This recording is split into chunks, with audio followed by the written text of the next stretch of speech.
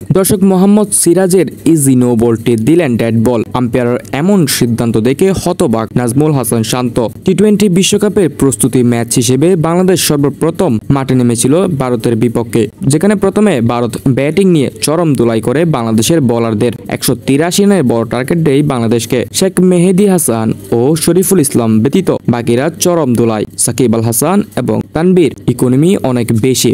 183 রানের target chess করতে নেমে উইকেট দিয়ে দেয় সাথে সাথে সৌম্য সরকার। সৌম্য সরকারের পর আবারও আউট হয়ে যায় লিটন কুমার দাস। তখনও স্কোর বোর্ডে 10 রান পেরোতে পারেনি। তৃতীয়বারে বল তুলে দেয় রোহিত শর্মা মোহাম্মদ সিরাজকে, যেখানে ঘটে যায় নতুন কাণ্ড। মোহাম্মদ সিরাজের চতুর্থ বলে হাত থেকে বল পিছলে চলে যায় পিচের বাম সাইডে, যেটি ছিল পিচ থেকে অনেক দূরে। তবে বলটি আম্পায়ার নো বল না দিয়ে তুলে দিলেন ডেড বল। আইসিসির নিয়ম অনুযায়ী পিচের বাইরে বল পড়লে ডেড বল দিত কয়েক বছর আগে। তবে বর্তমান সময়ে পিচের বাইরে বল পড়লে কিংবা একাধিকবার বল ড্রপ হলে দেওয়া হয় নো বল। তবে আম্পায়ার সেটিকে নো বল না দিয়ে তুলে দিলেন ডেড বল। এছাড়াও একাধিকবার স্টাম্প হিটিং করলে আম্পায়ার বারবার দেয় নট আউট, যেটি আউটের কিছুটা অংশ হলেও লক্ষণীয়। দর্শক, এমন সিদ্ধান্ত দেখে মাঠে থাকা দর্শক ও নাজমুল হাসান শান্ত হতবাক হলেন। ছুটে গেলেন ক্যাপ্টেন রোহিত শর্মার কাছে, তবে হাসি মুখে ফিরে আসলেন। তাতেও কোনো সমাধান মিলল না। মেনে নিতে হলো আম্পায়ার সিদ্ধান্ত ডেড বলটাই। দর্শক,